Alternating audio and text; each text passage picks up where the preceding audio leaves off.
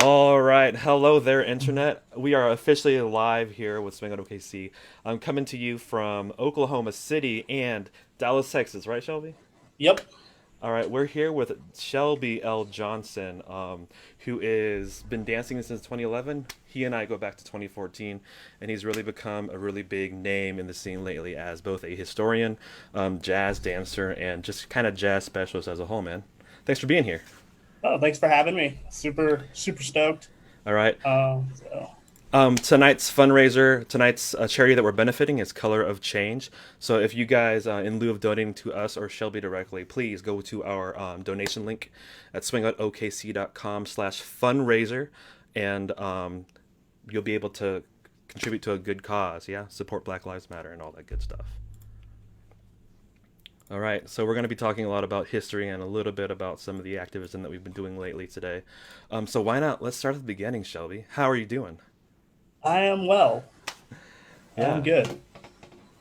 All right. Uh, How long? So you've been doing a lot of history, so we're gonna just start right in there, yeah? yeah, it's pretty much since I'm in a tiny apartment, not really teaching dance classes for at the moment, so mostly focusing on like little doing history, like doing talks and doing writings. Like I do have a Patreon page, Hmm. Lindy Fitness in the Get Good Factory is what it's called, where I like write about little snippets on jazz dance history, then also things on fitness tips as well, because I'm also a personal trainer. So Right, and your fitness business name was Lindy Fitness, right? yes, Lindy Fitness, Yeah. So follow him on all his social medias: Lindy Fitness on Facebook, Instagram. Lindy Fitness 2014 There you with go. the at beforehand. So At Lindy Fitness 2014. I am not an Instagram expert. I am barely a Facebook expert. Right. So let's start. Let's start. Kind of. Why don't you walk us through your thought process between how you do research when it comes to thinking about Lindy Hop or jazz music. how I do research, it usually comes down with just a random thought. Sometimes I'll just be looking at something and I'll just get curious. And so it's a lot of going down YouTube rabbit holes or Google rabbit holes. So it's like a lot of research I've been doing recently has been like the Nicholas brothers is somebody who I like kind of look at a lot. So a lot of their videos. So I kind of watch a video of theirs, then kind of if there's a certain step that I see Thanks for that's the kind of been donation, by the way. consistent, Yeah. that's kind of consistent like with I see the time, the year. I try Hmm. to find that in other videos with other dancers that I like watching, and then I'll probably Google something like I've been doing a lot of stuff like with the full break or the TOBA break, and so kind of going back and studying what TOBA was, which stood for Theater Owners Booking Association, Okay. and then kind of figuring out different things like that. Okay. So you bring up the TOBA and Theater Owners Booking Association. What exactly was that, man? That was the main black vaudeville circuit. So it extended from as far east as the Carolinas, went uh, extended down to about Florida, but went as far west as Nebraska. Like many like people, it was a very grueling circuit. So like a Okay. phrase that they said it stood for was tough on black artists, or it's like some people say tough on black asses, Okay. because literally you're in a different city, different a lot of time. You're not really you didn't pay the most, but it was actually one of the only. It was actually created by people so black artists and musicians could actually perform, because like there's very few black artists allowed on in white vaudeville venues. So Okay. there's a bunch of people who got it plotted together to make it a spot for black artists to have a place to thrive. Were there any black artists or anyone in that circuit that we might recognize as Lindy Hoppers? Um, Count Basie got to start on Toba. Fats Waller got to start before him. Ethel Waters, who is somebody that Frankie talks about in his book. That's one of the first people that Whitey's Lindy Hoppers like performed with and toured with. Was got her start on Toba, and the list it's a It's pretty list big. goes on and on. Yeah, Leonard Yeah. Reed, Willie Bryant got their start on Toba. Then you have the Whitman sisters, who are like the queens of black vaudeville, who had their own company, actually, and got a lot of other black artists to start by, really kind of dominating that circuit and also booking big, really famous black venues outside of Toba. Okay. So like the Savoy Ballroom, like Savoy Ballroom and other places, like big venues weren't really on the Toba circuit. All right. I mean, speaking of ballrooms, that's a really good segue. This is a good question. We've got a couple of times when it comes to getting a feel for what's happening. So why was this Savoy Ballroom so special? Right. What gave it that it factor? Um, I think it's like the construction of it. Like it was like a block long. It was like the entire city block, which was actually huge for any venue. But also at the same time, like it just had the best jazz music and the best dancers. It booked the best bands on a consistent basis. I mean, their house band was for a time was Chick Webb. Was Mm-hmm. Chick Webb Orchestra was the house band. After like it was had a different house band, which the name is escaping me now. Like when it first opened, but they always hosted the best bands. Like you have Count Basie coming through, Benny Goodman later in times came through. Duke Ellington would play at the Savoy, and just so many dancers and um, jazz musicians just held the venue in high esteem. And so that's why it's like a lot of it's talked about because just about it's mentioned in a lot of like excerpts from dancers and musicians at the time. Yeah, I'm gonna pull up an image here for you guys who are watching on Facebook Live. There's actually a project that has been happening to kind of recreate the Savoy Ballroom in VR.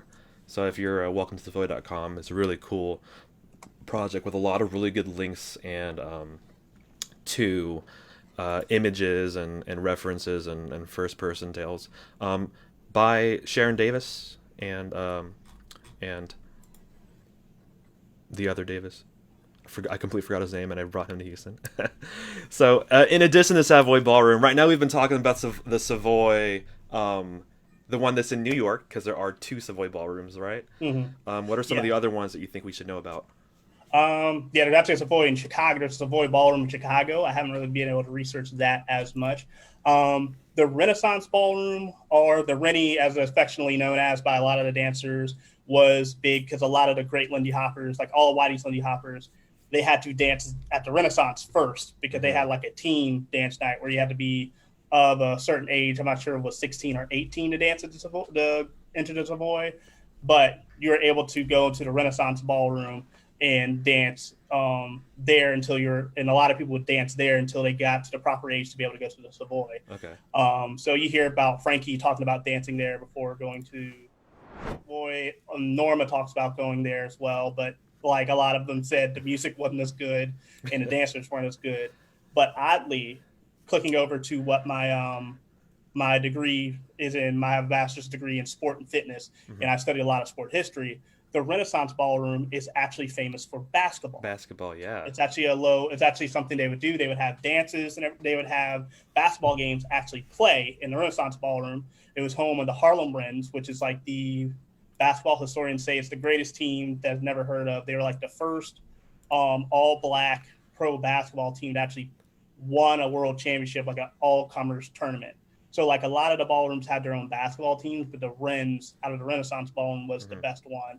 And that's their stories covered pretty well in the documentary On the Shoulders of Giants that was made by Kareem Abdul-Jabbar.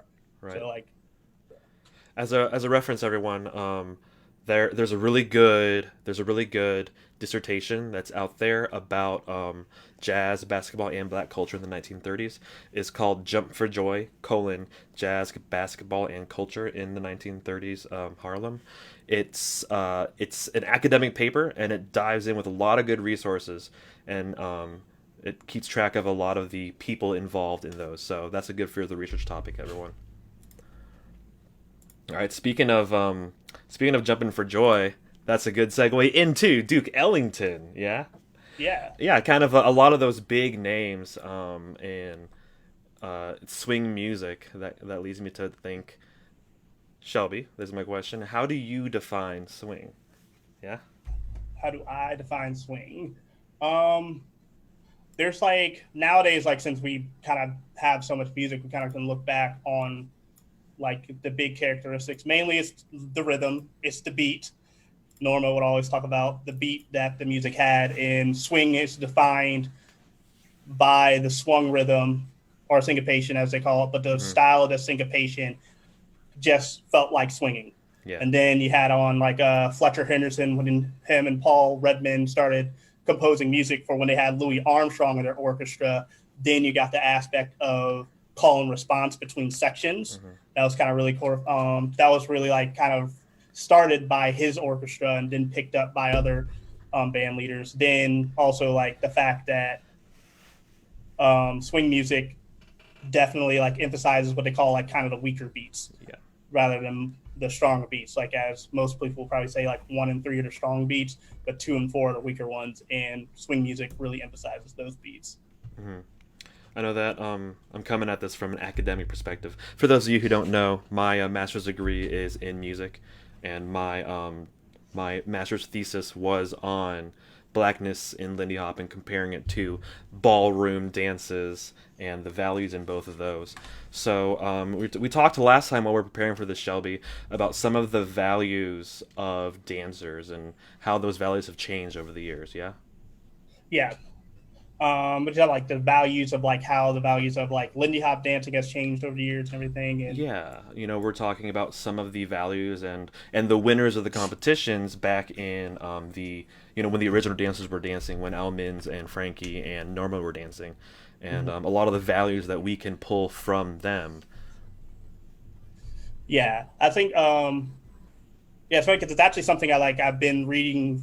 Is what my bulk of my research has been is aesthetic values and how like aesthetics are like in an artistic standpoint, aesthetic to be something what something looks like, Right. but also by definition is the artistic principles they stand by. So like with black dance, like the same values for aesthetics and like principles that are common in Lindy Hop and jazz dance, you'll see in hip hop today. Rather, in like stepping on the blues. Yeah, that sense of call and response of individual motion. Yeah, it's like they kind of have it where it's like rhythm, angularity, dynamism, control, aesthetic of cool, and asymmetrical, being asymmetrical with your shapes Yeah, are like 6 aspects like Jackie Malone kind of pulls from in her book Stepping on the Blues. step on the In, blues. Yeah. in a lot of different academic studies, they'll kind of go with different variability. So I know like when I went to a talk at Focus, Lindy Focus, and Eugenia Blues Foundation they covered this about the values they covered for Black vernacular dance aesthetic was percussive attack, complex rhythm, call and response, a part play, individuality, Hmm. aesthetic cool, dance of duration, ephebism, and high effect justification. And like I know I just threw out like a lot of words, but those are things when I think of when you like mention values, those are the kind of things I think of like with the dance. Yeah, And and that's not only a really good example that you and I talked about in preparation for this was the Cab Calloway Nichols Brothers tap dance routine, yeah, right? That they there's a big difference between they're clean, but they still hold a lot of these traditionally black values like up into effect in their dancing. yeah. Like one thing I've observed like more and more I see this is like those aesthetic values aren't as present in the Hmm. current like in our current scene, and it's something I try to teach and try and emphasize a We little had bit more in my class hundreds now of that I'm people aware join. of them. Rather like so I feel a lot of times like there's values of like sameness, uniformity, and clean lines, which are valuable things in dance, but those are usually come from a Eurocentric point of view. That's usually emphasized with the presentation of ballroom and ballet, which is usually most people's kind of first exposure to dance, since that's highly valued by society. And Yeah. rather, like I like analyzing. I've actually gone back and forth analyzing "Cool Off" by Missy Elliott Yeah. between "Jump and Jive" by the Nicholas Brothers, and showing mostly focusing on body angles. Right. Rather, like the Nicholas Brothers, though they have a what can be perceived as very clean lines that are straight, they're actually making very subtle angles, which so making their dancing fall in line with the more drastic angles created in the Missy Elliott music video and Cool Off. Man, you're preaching to the choir here, Shelby, all about those traditionally European values and the aesthetics that are different between both of those. Yeah, talk about the Nicholas Brothers, and all the other dancers. Are there any other like OG dancers who you think we should be aware of, or that you think we should dive into a little bit? Um, like Nicholas Brothers is somebody like near and dear. I watch a lot of tap dancers to inform my my Lindy to inform my solo jazz. But it's like a couple people like Al Mins, who's somebody who's very instrumental to how the modern scene is now. Um, Everyone should like read about Frankie Darrell. He's always mentioned. He's everyone should know about him. Norma Miller, people should know about. She's an extraordinary pioneer of just like women, of just what she accomplished in show business as a black woman. Mm-hmm. Thinking about like with the idea of Cindy Hopper's then going on and managing two of her own dance groups. Um, Sonny Allen is a later dancer in the Savoy. Sunny We Allen, have yeah. Pepsi Bethel, who is mentioned a lot in Ryan Francois's track podcast interview. He Mm-hmm. talks a lot. He was mostly mentored by Pepsi Bethel, who was a later generation Whitey's Lindy Hopper dancer, and actually has it has done a lot with Broadway and things like that. Charlie Atkins is someone I like watching as a tap dancer who came about in the late 1940s, but then turned to doing choreography for Motown, which is most famous for, but also actually worked with Norma Miller and her jazzmen. Mabel Lee's another jazz dancer, and Jenny Lagone, who's the first like black woman to actually become a celebrity, probably with dance and be able to make a name for herself. And Mm-hmm. then Mama Lou Parks is also someone who I feel doesn't get enough credit, but also like her, like along with her and Al Mins have done a lot to really keep the dance tradition going, like until the 80s when really a lot of things with Lindy Hop started really picking back up, like all of a sudden. Okay. I think those are two big good call outs that we can kind of focus on just a little bit. Do you think you can talk a little bit about like Al Mins as he contributes to the history of Lindy Hop? Yeah, because Al Mins, his contribution was really, if you've once heard of Jazz Dance by Marshall Stearns or by the Stearns, like he was him and Leon James was who the Stearns actually went interviewed a lot to learn about like solo vernacular jazz and like Lindy Hop and things like that. Um, I don't He's believe the you one like in the Spirit Moves, by the way. yeah. Then they are also in Spirit Moves, and Marshall Stearns put on a lot of demonstrations, like live demonstrations, and like on television to kind of do what he could to preserve these dance art forms because he felt they were in danger of disappearing. So he decided to write a book documenting a lot of these dance forms and interviewing a lot of people. So Mm-hmm. Al Mins was very integral to that book being written, and he also started teaching in 1981 at Sandra Cameron Studios in New York, and that was actually the catalyst to the New York Swing Dance Society actually starting. Very interesting. Yeah, I know that he was involved in harangue for a while before Frankie was, right? I'm not sure. I know he taught in Sweden, but I don't believe they really consider that like harangue dance camp. Okay. Quite frankly, I wasn't able to really define anything on Probably that. technically in harangue, but not at harangue. Right. Yeah, it was like a camp that he did where he taught and he worked with a lot of the early. They ended up becoming the Harlem Hot Shots, and they actually came to Sandra Cameron Studios and like met Al, and he was the one who kind of introduced them to Lindy Hop before he passed away of cancer, like in around I think in the mid '80s. Okay. By the way, this is a good pausing point. Wow, thank you so much, everyone who's donated. Our original tentative goal was $150, which was the price of a Scissortail ticket. But we right now, based on my screen, we're at $280 Oh, nice. at 20 minutes in. So thank you, everyone who's contributed. And I don't even know what our new goal would be. So thanks, Shelby, for being here and bringing all these cool people in who are willing to contribute to an excellent cause, right? Yeah, I just want to just respond for the people on the Facebook Live. Brian Zimmer, he asked if I could repeat the second resource, Yeah. was talking about aesthetic values. And it was a Ujima Blues Foundation ran by Kenneth Shipp, good friend of mine. They do a lot of great work when it comes to like really teaching the Black values of blues dancing. It comes to that, which I dabble in from time to time because the history crosses over, and a lot of things about this that's fun for me is that a lot of stuff happened at the same time, not really in stages. Yeah.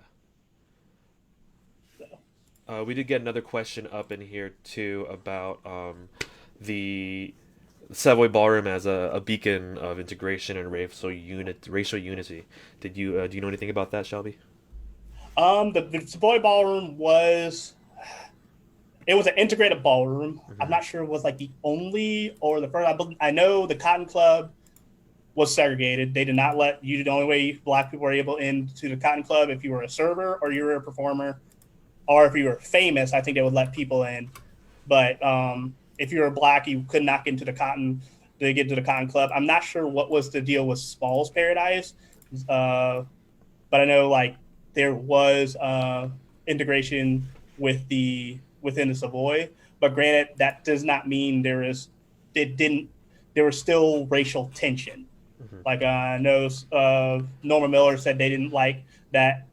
Like all the Black residents of Harlem didn't enjoy the presence of white people from uptown coming Right. in because they would not shop there during the day. The only time they came down was at night to come to the jazz To clubs. And experience as the Norma, culture. yeah, and as Yeah. Norma put it, it's like Harlem at night was white people's playground. They didn't live here. We would not see them during the day shopping at our shops. We lived here, and I know that's like uh, a fun story. Like I got this from Latasha Barnes. I learned at Harangue where they actually had a dance routine. I want to say it was second stops. There was a first stops, and so what they did, this was a dance routine that only people who lived in Harlem knew. And sometimes they would call the dance out. And so all the Black dancers would go into this dance routine, but the people who weren't from Harlem, like the white dancers, would not know what it was. So it was Huh. kind of like they kind of did that as a way to kind of show like this is still our space, this is still this. Because think about the Savoy, we talked about it as a ballroom, but it was literally a beacon in the community of Harlem. Right. There was a lot of social clubs that met there during the day. There was a lot of churches would have gatherings there. There was a lot of community political activism happened in the Savoy. Political gatherings happened in the Savoy. It was more than just a ballroom. It was Mm-hmm. like it was a centerpiece to the community and it offered a roof for a lot of things to happen in the community. Yeah. Great, thanks for that one. There's one more up here, one more question about African dance in Lindy Hop. Do you think you can talk about the relationship between those two? The African dance. African dances, kind of tracing it. How about this? This is a good segue. Do you think you can trace kind of the pathway that Lindy Hop took from its early beginnings as a partner dance or a solo dance, all kind of to where we are now? Um, it's actually a talk I did. Like shout out to Club Stomp in London, England, who had me do a talk on this, and the subject was how tracing back how a lot of the jazz dances, their origins come from West African dance, and so a lot of this from the Middle Passage onto when blacks were brought to the United States, they maintained a lot of their dance traditions that they had from Africa because dance and African culture was Yeah. vital to the culture. Like they had dances that commemorated like birth, death, celebrations, different things. Drumming was a big aspect of it, and so like the ring shout, which a lot of people know Okay. or have at least probably heard of, was a ceremonial dance to connect with the gods. So even on the slave plantations, they maintained that tradition with the drums until like the mid 1700s, where a slave revolt happened that was signaled by drumming. And so slave masters outlawed drumming. So this gave more rise to buck dancing, or if you see Mm-hmm. in research, mostly resolved to buck and wing, which is very rhythmic, like kind of very rhythmic stomping of the feet and shuffles, which that eventually evolved into tap dancing. Then you also had the juba, patent juba, which is a lot of they using your body as an instrument. Since they couldn't use drums, they would clap or hit their thighs or hit their chest and everything. And then that kind of where you see that now, that's kind of in stomping with Yeah. black fraternities and things like that.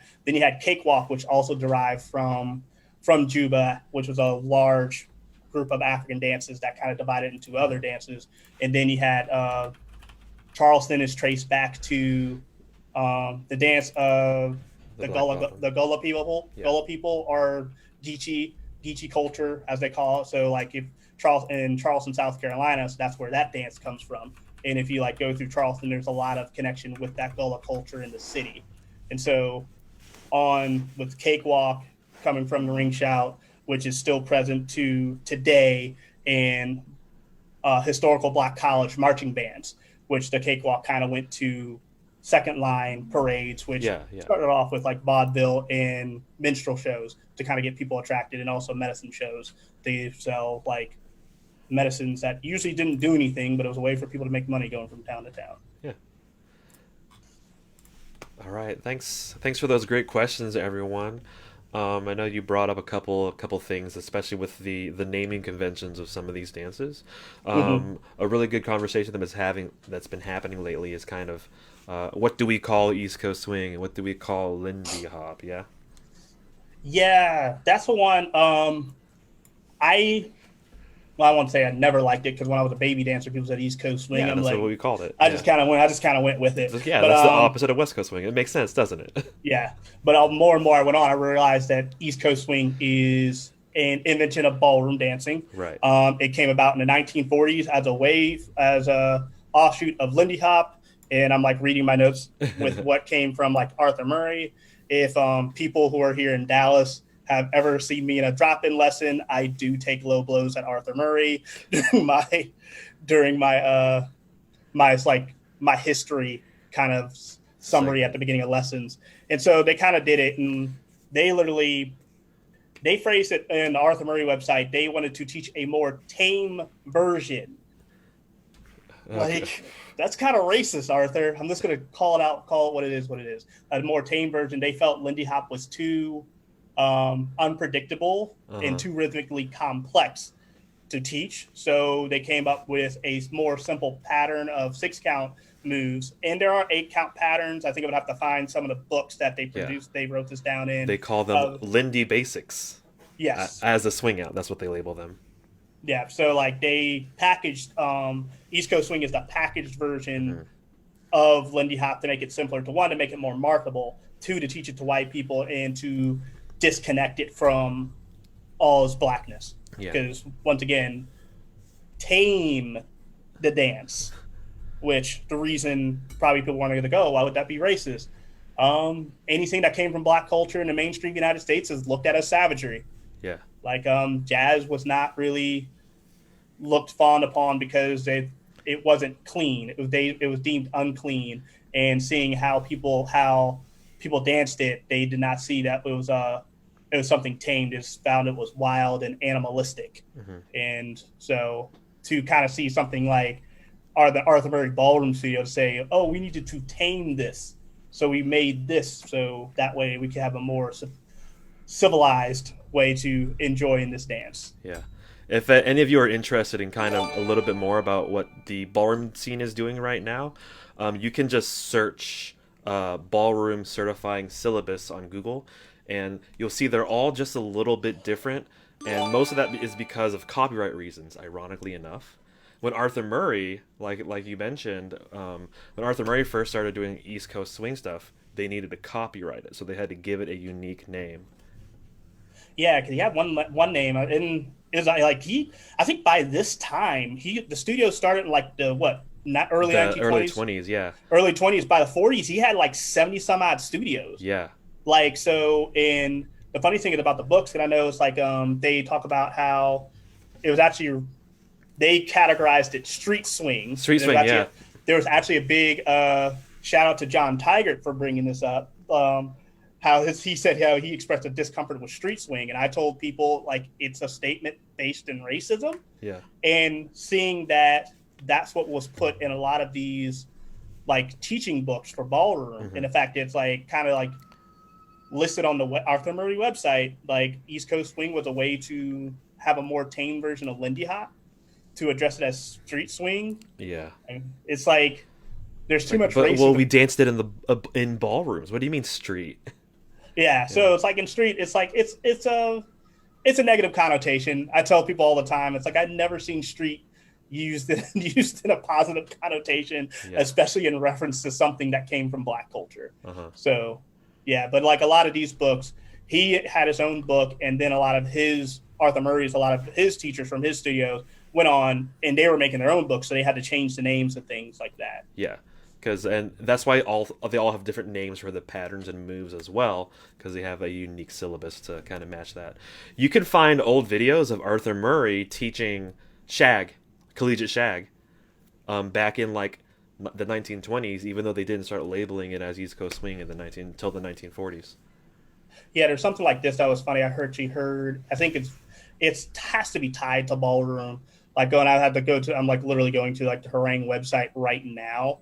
Yeah, John Clancy. Before like the early Harlem Hot Shots even met Al, they had somebody come to Sweden, a man by the name of John Clancy, and in one of the videos where he saw about he was teaching Lindy Hop.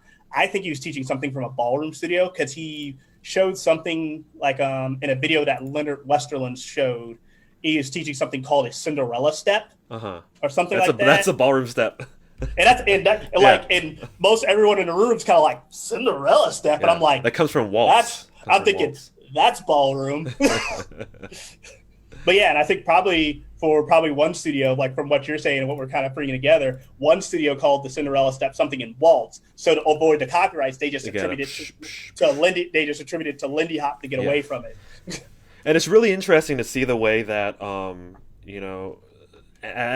experiencing blackness in culture and the way that things are categorized and how the majority experiences blackness. Ballroom dancing is kind of split into two categories when it comes to the competition, and I know that there's a lot of conversation about that in both scenes, but it's split into the European dances, the smooth dances, and then the rhythm dances, right? Which are, here are the four dances that are in rhythm: rumba, which is Caribbean Latin by nature, cha-cha, right? You got cha-cha, salsa, and East Coast swing. Yeah. And the funny thing is, like, recent videos, and I think it's like sometimes like I've actually stumbled upon an East Coast swing competition video. And the funny thing is, and like, there seems to be either one, a lot of country western dancing ties to it, influences, or there's like a heavy like salsa ties into it. It's like either one or the other. Never kind of like both. And I think it just depends on the federation or like where the competition happens. And this is not to to talk bad about ballroom dancing as an art form or as a as a craft, but because ballroom dancing is alive, right? Yeah, just like Lindy Hop is, where we see the best dancers in the world at ILHC, and we want to dance like them, so we copy their style. The same thing where when we categorize Lindy Hop as one of the rhythm acts, grouped together with the Latin dances as the ethnic other. Then people who win the East Coast swing categories, they're also the Latin pros. So we got the ballroom people who are copying these Latin pros to kind of end up with this very Latin style and very Latin look. Yeah. And the thing is, like, about that, and like a question I always ask at the beginning of drop-in lessons or like beginner lessons, I call them drop-ins because a lot of people are always beginners. It's just like you're dropping in, you didn't take a series of classes. I always ask who has done ballroom, because most people's exposure to dance is ballroom dancing. Like anytime I talk about Strictly Come Dancing, Dancing with the Stars, stuff like that. Yeah, so like there's so much of what we've been exposed to. I think all of us who come up in the United States, that's going to have Eurocentric dance values and things like that. So like when you bring people into the space, you have to be, and this is kind of like a thing, this is me getting on like a soapbox, like for organizers. Man, that's why we brought you in here. Or organizers and like teachers, is like you have to be aware of like the aesthetic values of what Lindy Hop is. So that way you're teaching those values that are still alive today. Like I can like flat out like point out similarities in current dance styles, like urban ballroom dances, which they call them, which are predominantly black partner dances, like DFW swing out or Greystone, Chicago step-in. But the values also included in those. Yeah. Oh yeah, like bachata, not like studio. Yeah, bachata, Like like Dominican bachata, right? yes, but there's still the values from like old clips with black dancers that you can find that will still be reigning true, and they're expressed differently. But like back to like going back to the list of the like values that I've talked about, you'll still see those, even though something done in 1930 will match aesthetically and value wise to something that was just done like just this year. So it's Yeah.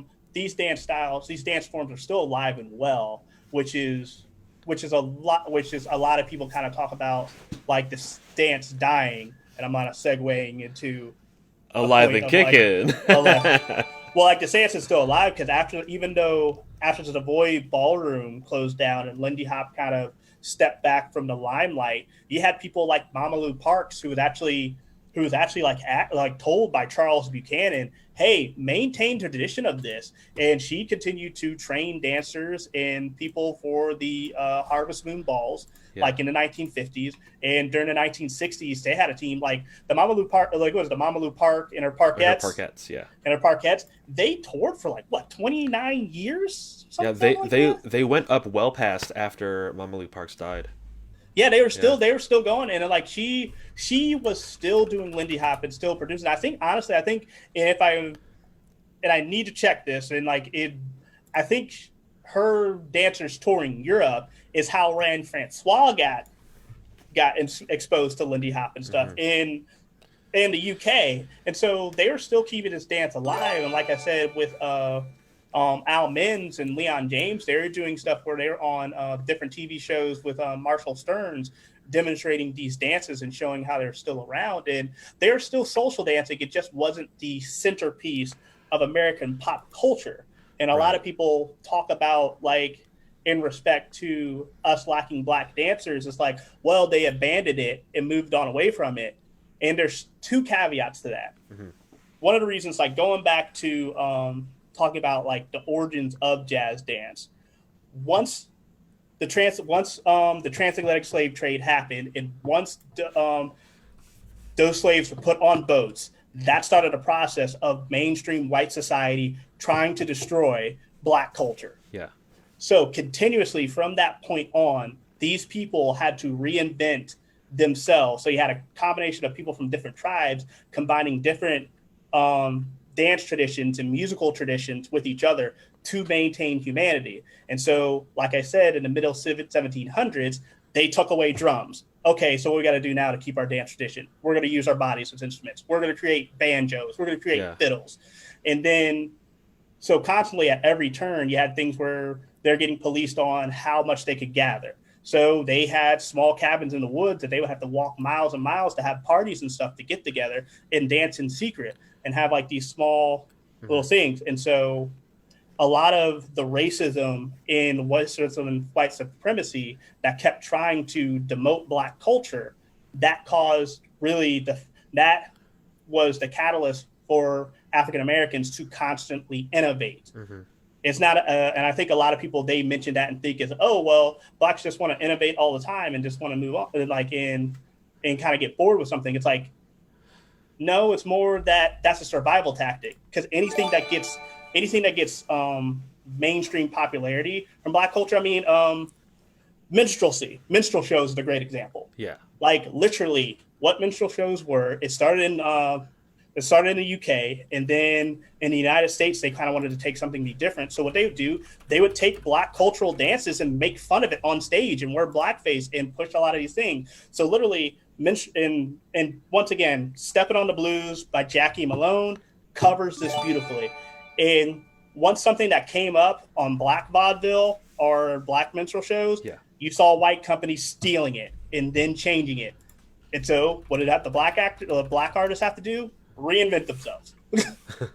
And so you have this constant pattern of appropriation or erasure or cultural erasure, forcing this constant pattern of innovation. So, like with Lindy Hop, like that got kind of taken and started getting changed because it became Jitterbug after Benny Goodman's concert at Carnegie Hall. Right. So they kind of had to change Lindy Hop, and then things they had to go on because once the jazz musicians started creating bebop, they changed the dances to go with the music, Right. and And you get also like to hustle and swing styles like yeah, that. Yeah, the quick they had steps. to reclaim they wanted to reclaim their culture to maintain humanity. Hmm. So that's like a thing with that. There's like a kind of like a lie that's kind of still prevalent in the Lindy Hop scene that needs to die and die a quick, fast death in a fire. that Lindy Hop has been alive in some form, in some way.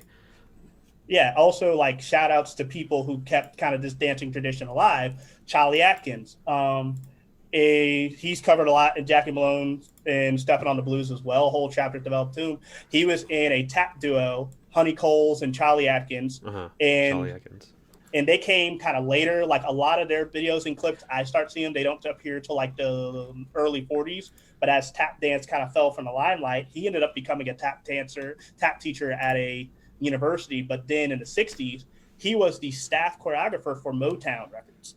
And when it comes to black music and cultural like titans, Atlantic Records and Motown Records are two big titans when it comes to black R&B and soul. And so, though during the time, the artists, the Motown artists would say, "Oh, we do our own choreography to make them seem like they're more confident." It was actually Charlie Atkins teaching steps that he knew, teaching steps that he's seen from other people, and kind of modifying for these groups to be able to be be able to look cleaner and be more versatile on stage to make themselves like all around actors. And like so he really maintained that jazz dance tradition going forward by doing that behind the scenes as well. So it's like how Justin kind of says ballroom's kind of alive and well, so that jazz dance and Lindy Hop is like those aspects and cultural things are still living and breathing and things. And that's why a big thing is like I would like people to take away for any time I speak or if anybody reads any of my writings is that their cultural musings, I usually refer to them as cultural musings or perspectives that are vital to the dance, that make the dance what it is. So Great. That's a wonderful take. I appreciate all the information, man. Definitely. I know you mentioned Charlie Atkins. We've talked about Al Minns. Talked about Sonny Allen and Mama Lou Parks, and the influence of some of her music. We talked about Frankie's dance crew that he had for a couple of years before he moved on, the Congaroos. yeah, the Congaroos was him, Frankie, and I'm going to confess, I don't really read much about Frankie when it comes to my studies because I'm a hipster. I don't like following the path that's commonly traveled. So, like, my knowledge of Frankie is very basic, but he did have the Congaroos after Whitey's Lindy Hoppers and for a time. I think it was after he returned from World War, from serving in the military. Yeah, and he had this team for a short bit. And it's a team I want like more people and myself included to kind of like look into. There's a lot of people who know about it. Like Bobby White's a huge resource for something like that. I legitimately, and I'm like, and this is something I'm going to say point blank, I don't really read much about Frankie because everyone talks about Frankie. And I feel, which is great, and he's done a lot of things. I'm not trying to knock him, but I feel there's so many great individuals who've also contributed to the jazz dance tradition that need to be highlighted. So me, something I kind of do is not really focus on Frankie as much. So then I'll just kind of, but you do like another group that's not really talked about much. And I would like to, and they didn't work around with the Norma Miller dancers. It was she had men and women dancing together. They still did some Lindy Hop, but literally like in an interview, she talked about how, and she talks about this in her book, swinging out to Savoy, that it wasn't that cost effective to have that many dancers, though she did tour with Count Basie, and Count Basie said there was one of his favorite groups for him to tour with and have them perform. And is that her dance crew a different crew than Norman Miller and her jazzmen? And here's how it's the same guys who started off. Okay. Like literally she said like she realized it's like it was hard for her to make a profit. It was hard for her to make a profit by having such a large group. So like with costumes and having to pay everybody. So she said the men were the strongest dancers of that group. So she kept them. Oh, yeah. And then that formed the Norma Miller and her Jasmine, and that toured. And they did a bunch of performances throughout the '60s, like touring with different groups and everything. So like once again, going back to my point is how this dance was still alive and going strong. Like the Norma Miller and their Jasmine and Norma Miller dancers and the Congaroos were two like stalwarts with people with familiar names that I can come up with that we know of, like talked about Frankie Manning and Norma Miller a lot more. That groups that you can see that still connected to Whitey's Lindy Hoppers. That's where they both started off, Uh-huh. but are dance groups that aren't Whitey's Lindy Hoppers. Yeah, just kind of encouraging everyone to broaden their portfolio and their knowledge. It's easy to kind of laser focus behind one figurehead. Yeah. And so it's like, and I think I know for a fact Bobby White, what is his WordPress blog that's been around forever? He has an article on Swung Over, is the name of the blog. He does have an article that is a bunch of clips and performances of dancers that aren't white, of black dancers that aren't Whitey's Lindy Hoppers. I'm not sure if he's updated it to see if he was able to find team names. So he's someone kind of like in that realm of like studying like old Lindy Hop stuff, who's kind of been looking at things. So I would definitely comb over his website to see if there's some good. He's like, because he has a bunch of stuff. He has a great article on the mysterious history of the Tranky Doo. He's been writing, I know recently, talking about black dancers in Balboa. Mm-hmm.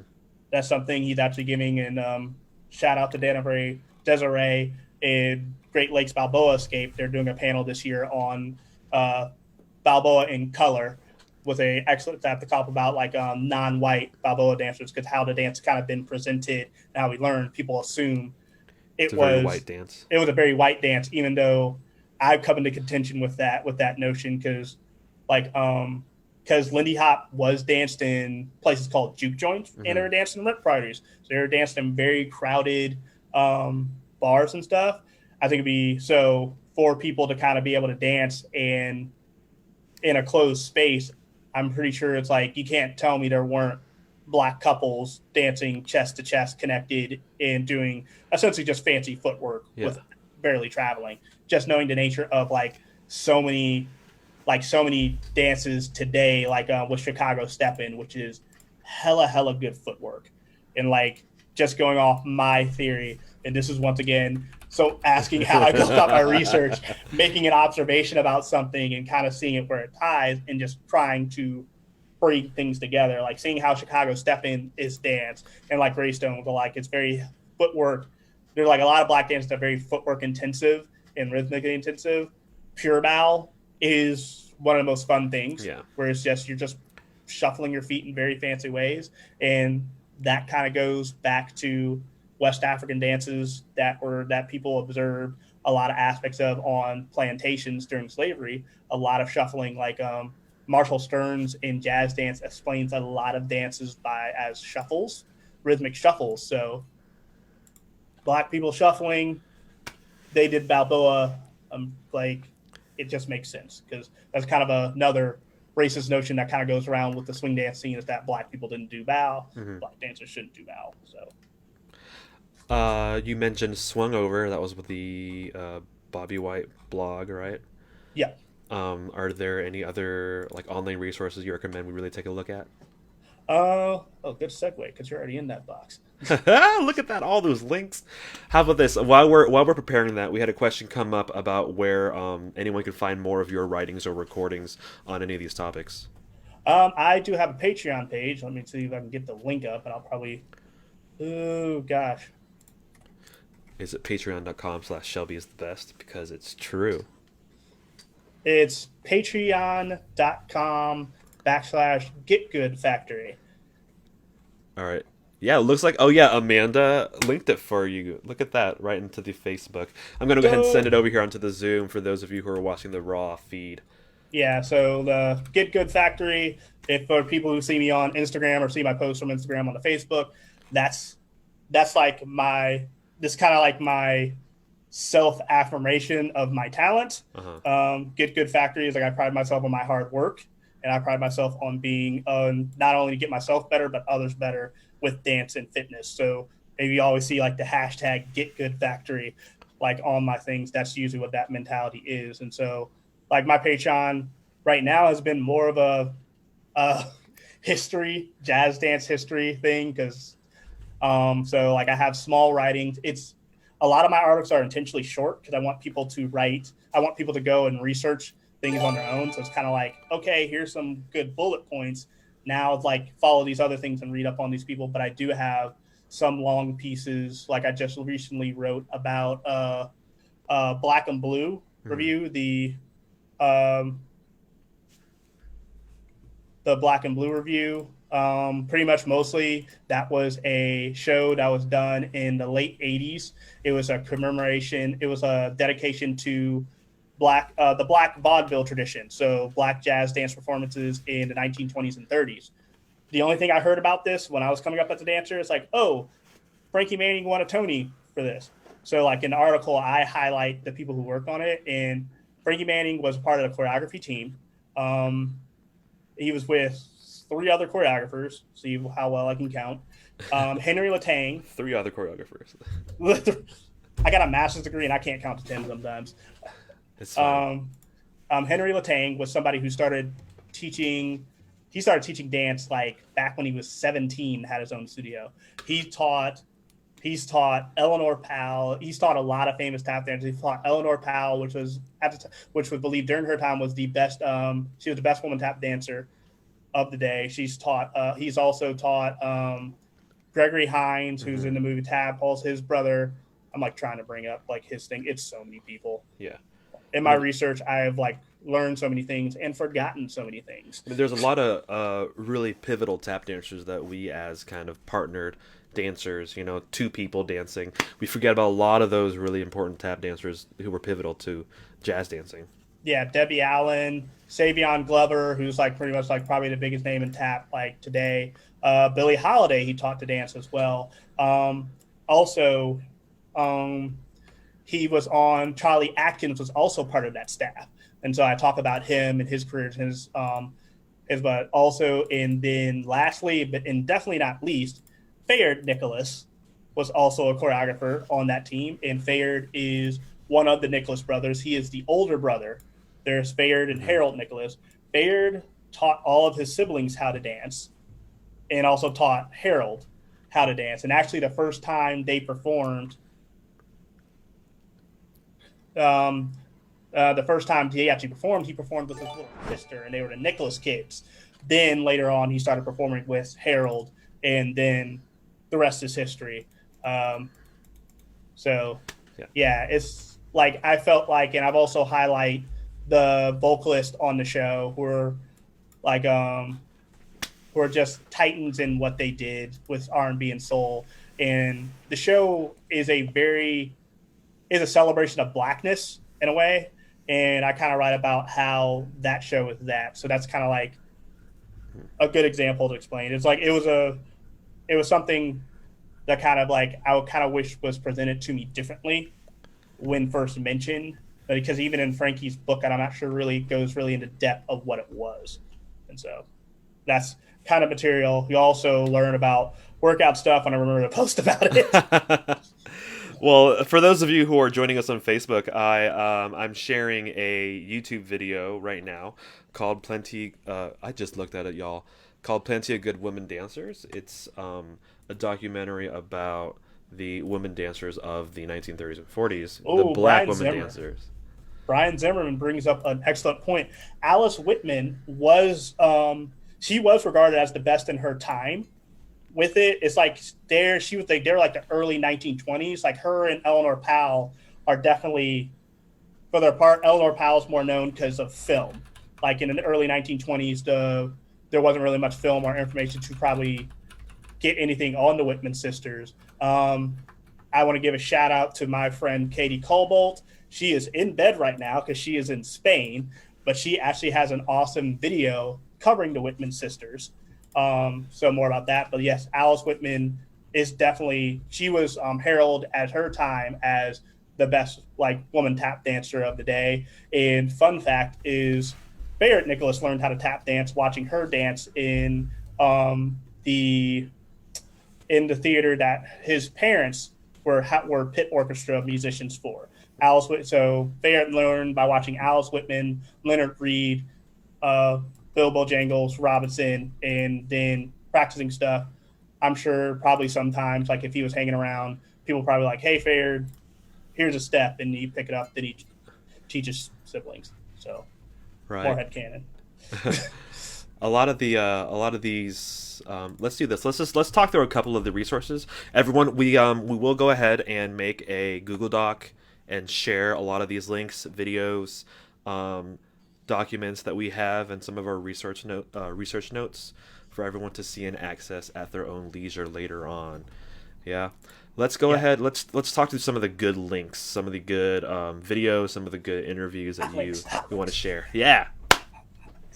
First one we have is the pivotal role of Al Minns in modern Lindy Hop. This is a video. It shows a panel discussion at Midsummer Night's Swing. I want to say it's in 2018. As Shelby clicks on the link, I think it is. I think it's 2019. You're close. May 23rd. Was it 2020? Was it 2019 or 2018? I don't remember. May 23rd, 2019. It feels like so long ago, honestly. Good gosh. So yeah, it was a panel discussion at Midsummer Night's Swing in 2019, and where it talks about pretty much what Al Minns his contributions to the modern Lindy Hop scene. So I can't remember where I read it. It was probably Norma Miller said it in a conversation that Al Minns was originally like the first Lindy Hop teacher. Yeah. Which still kind of inaccurate because I mean Mama Lou Parks was teaching people way back Well. after the Savoy closed. But he was like, at least in the 80s, he was teaching, and he was teaching in a ballroom, which eventually like led to and I was checking to make sure I had the name of the organization right. The New York Swing Dance Society, kind of like he taught a lot of people how to dance and actually started like a organization there, and actually which what got a lot of people swing dancing again at Small's Paradise, which is another big ballroom in New York. It actually reopened and they started putting on dances again, swing dances again, like every Monday they would have a big band. And so they would, Al would go there with all the people he was teaching, and they would dance. And that's how they met Frankie and Norma, and they would just see so many of the original dancers coming out and dancing at that time, which what they called the new Small's Paradise, Big. as it got renamed. It was the same building. Do you have a lot of research understanding of who like the Smalls brothers were?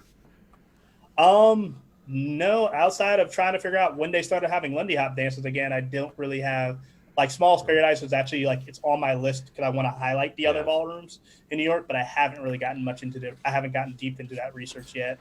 My fun fact about Smalls Paradise is that it was originally owned by some guy named whose last name was Smalls, and later on it was purchased by some other guy unrelated whose last name was also Smalls. Yeah, I saw that. I'm like, what are the freaking odds? Yeah. So it kind of made sense to be it because I would always hear stories of like people talk about calling it the new Small's Paradise. So all this time I was thinking, oh, someone like made another ballroom and called it Small's Paradise and dedicated to another. Nope, same dang place. It's like, didn't see that one coming, but that is a fun fact and that's crazy. But yeah, like in the 50s, it mostly went to like focusing on like the music of the day, so twist and things like that. But I think like in the 1980s, early 80s, they started having swing dances once a month.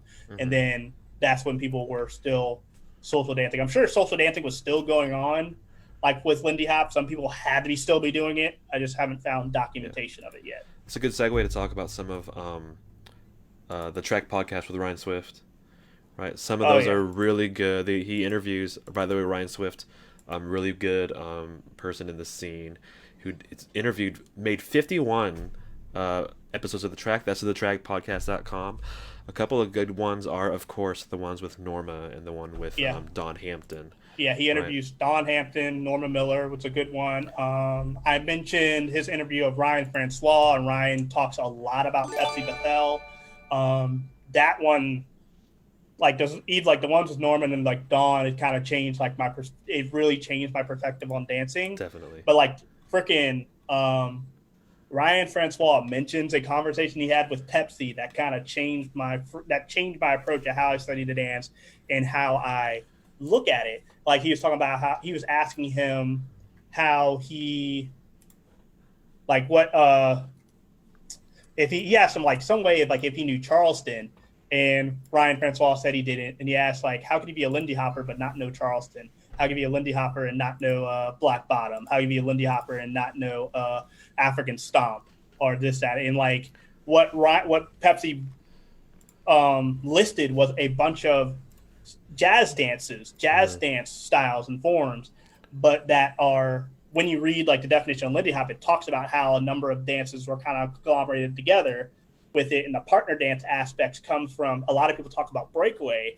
but not a lot of people talk about Texas Tommy, which I think there's a lot more crossover between a lot of the movements, a lot of the shapes that we kind of associate with Lindy Hop now that come from Texas Tommy, but it's just there's not much at least in my studies, there's not much information out there. I know Nathan View was kind of talking about this in a discussion in Teaching Swing Dance on Facebook, and I'm like, okay, he doesn't have much information. He's trying to find it, so I'm on the right track with my thinking. Nathan View and Gabby Cook are like two of my favorite instructors, and so it's like they're kind of people I kind of make sure I'm not like I kind of line my points up with to make sure I'm not coming up with something crazy or going off the rails. But I was talking with him and with them and Jim Applegarth about if you watch the After Siban clip, which is actually a 15-minute short. It's on YouTube.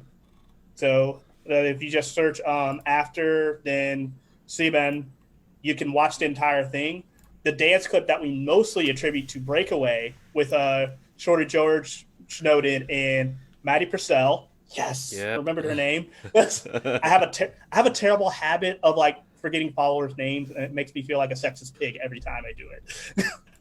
So Maddie Purcell, when they dance, we cite that as like kind of aspects of Breakaway and kind of Charleston, though they do one step that's common in the few videos I've seen of Texas Tommy. The thing is, that's a dance contest that will last about 3 to 4 minutes. Yeah. And so before them, there's like 2 or 3 other couples. The other couples hella looks like Texas Tommy, and a few of them are doing like movements that look a lot like swing outs or like early versions of swing outs. So I'm like what we would call in Lindy, because I know a lot of times like with what Shorty and Maddie were doing, we attribute to Charleston swing outs. Yeah. Anybody remember what those were back when the scene taught Charleston? We don't teach those much anymore. But like a lot of those movements that they do is associated with Charleston, which I think a lot of the dancing I would probably attribute more to influences in Texas Tommy, which is like, I think it was cool. And I'm like glad, like, I was glad to hear that Nathan View kind of mentioned it. And I'm like, okay, he's kind of on track. So my brain's kind of on a good track because once again, he's someone who's been dancing way longer than I have and who has a lot more time of study than I do. So it's like, okay, I gotta make sure I gotta check my eyes. But yeah, that got way off course. Texas Tommy. A lot of us know it only as just the swing out variation. Yeah. Right? So there's but a lot Texas of Tommy it's a full-fledged dance. And I think this is kind of a tribute to somebody had a question that was sent in. It's like, what can we take away from watching old clips? And a lot of it is like one thing I've say it's like everything was it's not really that clearly defined because a lot of jazz dance stuff and a lot of this dance, they happen at the same time and then veer off the path. Like how I went back talking about buck dancing and buck and wing. That's split off to tap dancing and, why am I forgetting it? And clogging. Which clogging is the Appalachian percussive dance done like a lot. Also, like Juba, you had 3 different dances kind of come up with the same. You had Pat and Juba, ring shout, the buzzard lope. That was also another dance that happened at the same time. And right at the same time, blues and stuff was also still happening because blues music was also evolving at the same time that jazz music was going on and things like that. So a lot of the stuff happens in parallel and probably in the same venue. So a lot of that stuff kind of crosses over. So like a good example of that is if you watch like the entire dance contest clip and after Siban, you kind of see there's a little bit of Charleston kind of stuff. There's a little Texas Tommy kind of Yeah. stuff. That kind of looks like a swing out. So not everything's as It's clearly hard defined to as you. really label Yeah. exactly what everyone's doing. And that's kind of the challenge. We got a lot of questions coming in about, what can you trace Charleston and its history? Can you trace West Coast and its history? Can you trace East Coast and its history? And the short answer is really no, but we can kind of posit based on what we know, Yeah. right? I think we can track it. It's just not going to be as clear cut as we think it will be. Yeah. Because like they came from the same place. Like I know, I think it was Willie the Lion Smith. He's a piano player that won. Shout outs to Christian Frommel. He sent me a Yeah. lot of tracks from him, and I dig it. He has actually quoted like when Jackie Malone talks about Charleston and stepping on the blues. He's like, Charleston, that was that Geechee dance, which that's how I imagine him in my mind saying it. Yeah. but like the Gullah people were also called the Geechee people, and it served dances the Gullah dance, Geechee dance. So kind of like things were known as different steps. I know like a panel I think I was at Harangue about Balboa, like Peter Loggins, who's a awesome historian in his own right. Once again, way more years of dancing than I am, and he's interviewed people. He was doing Balboa in a bar in New Orleans, and he said somebody like an older, like a black person came up to him and like, "Hey man, it's like that looks like the cat step," and he looks at him, he's like, "Cat step," and he's like, he's just started doing a step, and like the only way Peter probably would ever learned about that and be able to tell that story if he didn't come across somebody doing that. So a lot of stuff it's a lot of piecing things together based off what we have written, because so much was not documented because we're in a white supremacist society that doesn't value black culture. Yeah. So things they don't feel as useful, they kind of fall by the wayside. So things can be traced, but it's very difficult, and it's a lot of theorizing and guessing. Yeah, and that's one of the small steps we're trying to take with this conversation here, right? Is to document something in a little bit and have this conversation openly with everyone. Yeah. Yeah. I know, by the way, side note for those of you who asked about how West Coast plays in, there's a really good episode of the Track Podcast with John Festa. Yeah, right? I haven't been able to watch that one, but I heard he had a lot of good points on that. He tells stories about how he used to, his parents used to take him Lindy hopping, and then when they stopped dancing Lindy Hop out in public, they would dance it like with their family in the basement. Mm-hmm. And then he goes out to like a West Coast swing event, and he goes, "This is just Lindy Hop. What do you mean West Coast swing?" Yeah. So there's a couple of good interviews in there. One with Sylvia Sykes. Oh, Sylvia Sykes is a great one. Sylvia Sykes. That's a great one. If you dig hard enough, you can find recordings of her dancing with Dean Collins. Right? I think Mike Pedroza uploaded that one. There's my favorite one. I watch it every time. Like I watch it every now and again. Like when I want to get pumped for Bal. Like she's dancing with Maxie. It's like a dance with Maxie Dorf, who taught her a lot of Balboa and stuff. And he's just like he's having a glee old time. Mm-hmm. So yeah, that's another big name. And I want to say in the Sylvia Sykes episode of the Track, she talks about some of the movements that were happening in the 80s and the 90s about relabeling West Coast swing to not be, associated with Lindy Hop anymore. And there's a conversation to be had there. Taming. Yeah, taming. Yeah. And Sylvia was involved in some of that stuff that was happening. So I encourage you guys to go and dig through and see if you can find anything else. Correct us if we're wrong, right? Yeah, the Track Podcast, there's a lot of, and once again, like I said, I've learned a lot of information, forgot a lot of information. So I'm sure if I go back to some of these podcasts I'm like, oh crap, totally forgot about that. Should have talked about that. There's a great interview that Latasha Barnes, we have a link to, did with Norma Miller at Harangue. I'm actually sitting off screen behind the camera, listening in to that one. So that's a really good one. And there's another one of her interviewing with Bobby White at a Beantown dance camp. 2013, yeah. Wait. There's Justin shouted out the Plenty of Good Women Dancers, which is good. I put in the Swing Thing documentary, which talks about music, covers swing music and how it came about and how it reached its pinnacle of popularity and everything like that. Hmm. And There's then you have a lot of topics. If you guys are in the academia, there's a question there about research points. Good ones include you can find recordings at the Library of Congress yes, they have a website. lot of Yeah. good videos. They have a lot of film clips on uh, of dance videos. Like for our presentation, I did. They have clips of Texas Tommy. They have clips of Cakewalk. They Hmm. have many clips. I haven't. It's a source. It's a resource I haven't utilized all that well, but yeah, Yeah, you can. it It's definitely have a that's just lot. loc.gov, and they have first source documents. Yep. Screenshots of videos, and then you can use the academic paper searching websites as well, including JSTOR. Yep. That's JSTOR. If I you use it a guys lot have of. if you guys went to college, some of your colleges will still give you access. So just double check with that on your old email addresses. And scholar.google.com is always a good one. But there is some trash in there, so you'll have to sift through on Yeah, sift through because scholar.google. I tell people like I literally wrote down when it comes to like my research method, it's YouTube rabbit holes, Google rabbit holes. A lot of stuff it comes down to finding something, reading it, seeking about the source, going and checking that Yeah. source. That's actually how I came about stuffing on the blues. I was on a website and there's a really good line talking about flash dancing Hmm. and what flash dancing is. Shout out to Chester Whitmore, who is somebody who should also have videos like the history of black dance in America from Chester Whitmore. You ask him one question, he'll give you like 25 different things. Um, he defined like flash dancing is acrobatic dancing to music. So like it's a lot of like doing flips and stuff musically and having it fit the music and everything. Like flash dance group I watch a lot is the Berry Brothers, Yeah.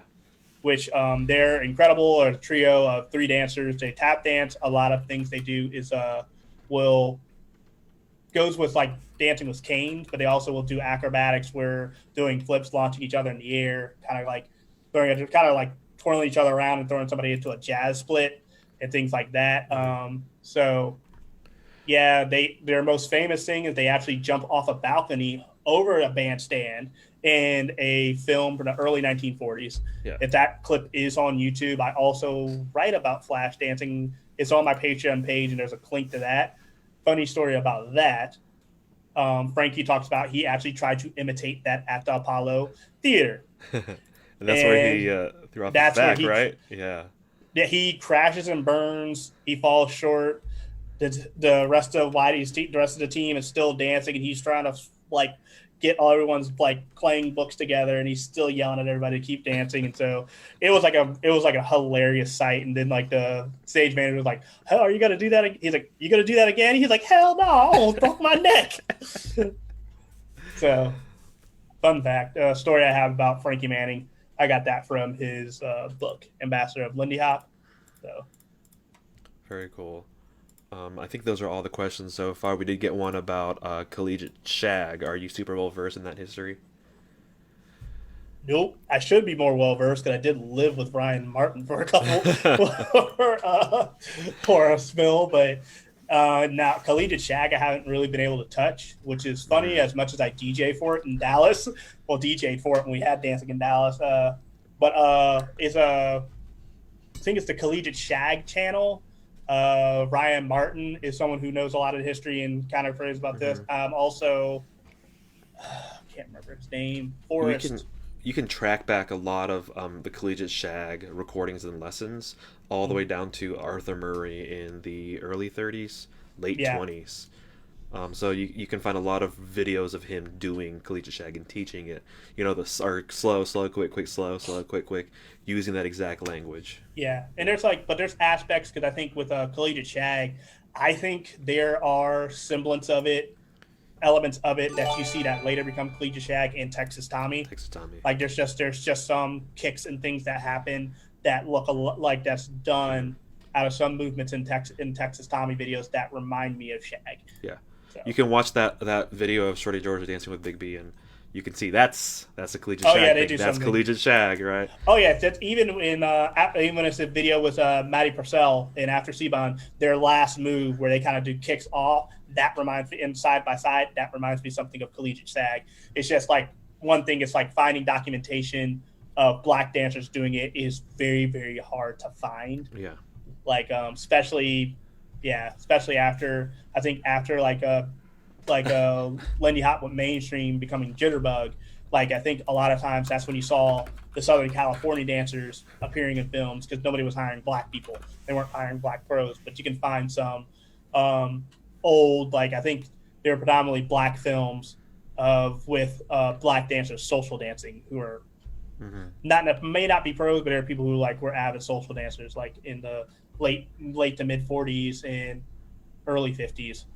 I know Christian Frommel and Jenny Shire.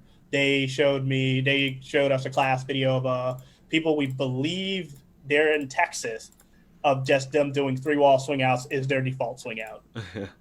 It's from like I think the mid 1940s. A movie. It's a film called Juke Joint. Yeah. And so then that's just they're just doing 3-wall. Just you can kind of see some aspects of dancing. I used that clip actually to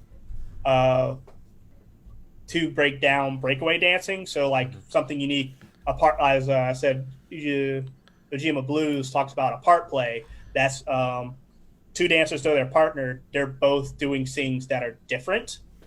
Rather, once again, like a very Eurocentric dance value is sameness. We're always doing things. So like looking at the waltz where it's always people kind of moving the same way, mirrored of each other. Lindy Hop and even like Black partner dances of today, it's very common to see people who are together but not necessarily the same. Yeah. So like in a Juke Joint clip, you can see a lot of people kind of doing things where they kind of let go and kind of dance and do the same thing and a bunch of other things. Like it's like two little separate things that only go on for about 5 seconds, and one couple is like at the very back, and so I'm trying to look between legs and over people's shoulders to see what's going on. Well, I like you think back to who the big Lindy Hoppers were back in the 30s, and who's one of the biggest Lindy Hoppers, Shorty George. He was known for being a short dancer who danced with a tall woman. Yeah. You know, Big B, his longtime partner. And I challenge anyone to find a professional ballroom couple that is shorter boy. Yeah, and that comes to like a lot of things like just cultural values, where it's like a lot of things like thinness in like a certain particular body frame is valued more in like a white mainstream culture that's kind of pressed on. Like, fortunately, society, thankfully for the feminist movement, is kind of pushing against those beauty schemas and things like that. But rather, like with ask any Black person, and I'm probably gonna catch flack for this because the last time I brought up Lizzo, like me and some of my friends, like I talk about in private, like people are like amazed, like, oh my gosh, Lizzo can dance. Oh my God, Missy Elliott can dance, because they're like bigger women. But me, I grew up. I'm like me and a lot of Black and POC friends. We met some plus size people who could throw down. Yeah. Like, so that's not really that's not anything new to us. So like kind of in like Black and POC circles, like kind of just limiting people by their body shape isn't a thing that really happens. Now there's still some body image things that kind of go on. I'm not saying like we're perfect, we're superior, but there's not as much rigidity to what is valued within shape. By the way, if any of you are fans of So You Think You Can Dance, there was, I want to say, like 2012, 2013 season where there were two sisters and they were Black, and one of them was a bit thicker, and she is, bar none, like the best thing to watch in that competition, right? You can see a lot of these values that are prevalent, and that's one thing I like to talk about when I'm teaching is a lot of us teachers, we kind of teach everything as if, from our body perspective. Yeah, and that's an important thing for us to be aware of as instructors is that, there's some things that work for you because you're one body shape, something that won't work for you because you're different than us. Yeah, it's kind of how I think, like, individuality, that's how I try to encompass people, because my biggest thing as an instructor is, like, I want you to be skilled enough where you don't injure your partner, and you can keep your partner safe. I try not to use negative statements. Keep you and your partner safe, and everyone around you safe, and also have fun. So if I teach something, like from leaders, is like, I don't expect you to be able to do the same as me because I am average height for a male, but I'm also a person who can squat well over 300 pounds and can can also row or pull something around over 200 pounds. Yeah. So I want to be able to use my body differently than someone who's like taller and who doesn't really do as much weight training as I do. So it's like we all have to figure out what works for our body types. And I think it's something instructors we can empower people to do and try and empower people to kind of pull off in classes. Yeah. We're really close on time. We're scheduled to end at 9 o'clock today. One quick note: by the way, Shelby, we are at $870 Oh raised my for Color of gosh. Change. I'm gonna give a small round of applause, and I hope you're all giving yourselves a round of applause. There's been way more positive feedback for this event than I ever expected. Thank you, Shelby, for being here. We're going to take the last couple of minutes to really take a look at some of the questions that are coming up in the comments and stuff around here, especially related to kind of where we are as a scene right now.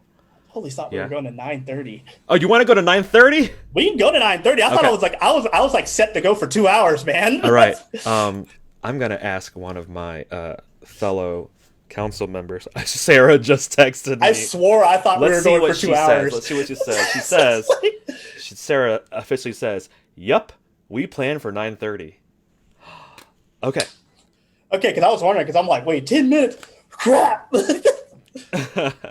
All right. I'm So like the mom after church. excellent. You know what? Let's do that anyways. Let's pause on a lot of the things we're talking about in history. We'll come back to all those history questions in a couple of minutes, and we'll talk kind of a little bit.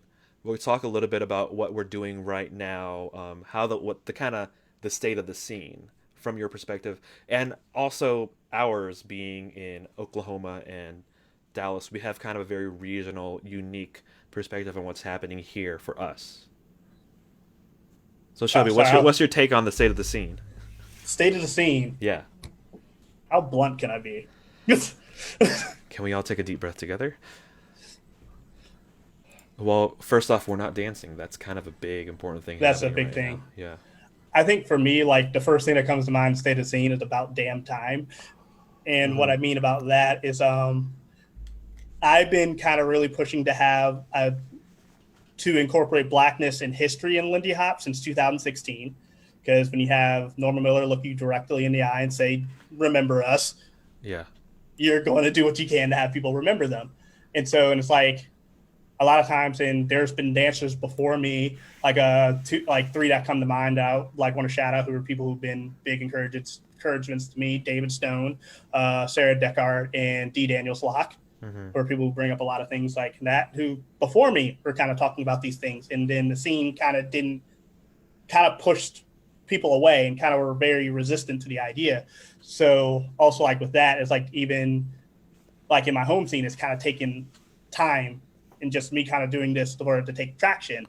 But it's like I think now with all the things, us like not being able to dance and people having their lives kind of uprooted, everyone's able to kind of take in and like, oh crap, like if we support Black Lives Matter, we should be able to, we should really kind of value the cultural roots in the history of this dance. And so I think it's better late than never. Like I'm just like, Yeah.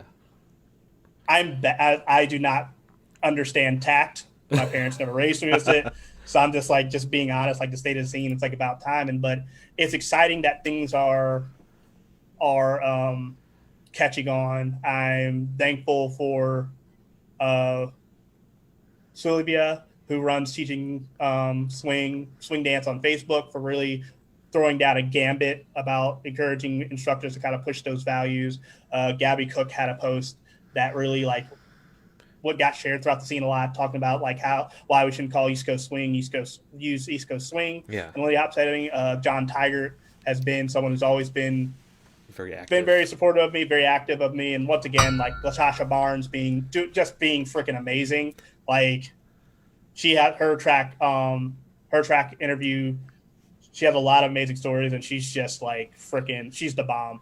Yeah. Like in conversations with her, I've learned things from her, and also Damon Stone once again, and like people like Kenny Shipp, and Gray Armstrong, who he has a page, Obsidian Tea, that covers a lot of these values. Like he's more more of a Blues blues focused. person. Yeah. He's more blues focused, but it's still blackness is blackness. And once again, the dances came up together at the same time.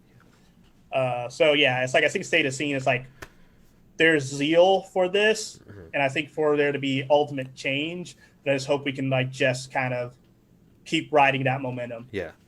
It's easier for us to, get caught up in what's a fad now, but we need to make it part of our lives, part of our culture, part of how we do Mm. things. Yeah.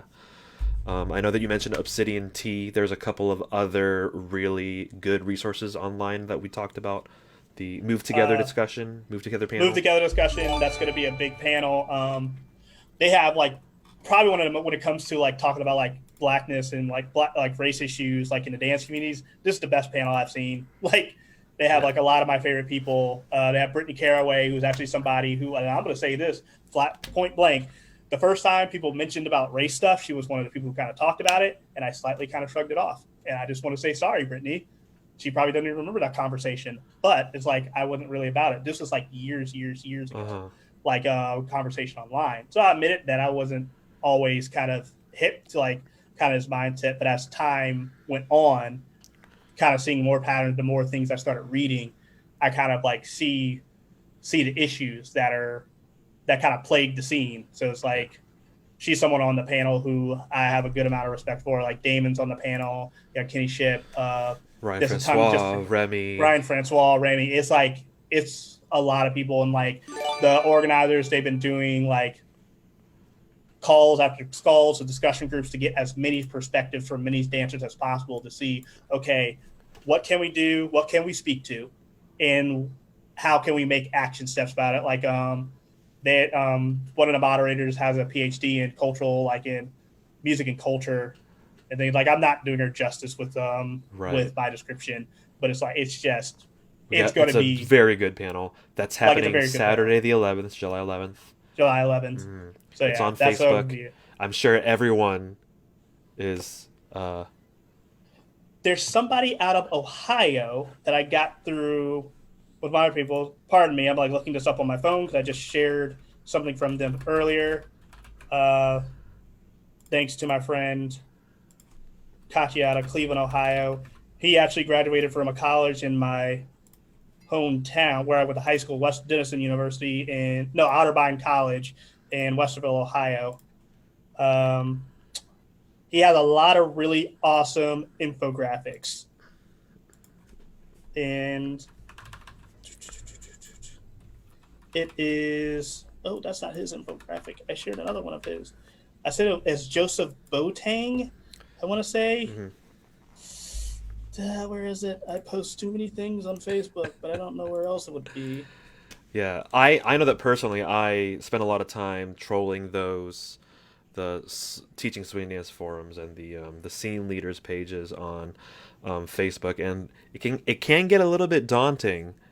Yeah, with how many different people are voicing so many different things. So In so it's many different cultural perspectives, because it's always like European perspective is going to be different from North American. Then you have South American perspectives and things like that, and it's just a lot of things we have to navigate. But we're an international scene, trying to be welcoming to as many people as we possibly can. Trying to figure out who mhm. did I share that with. Yeah, but it's he's a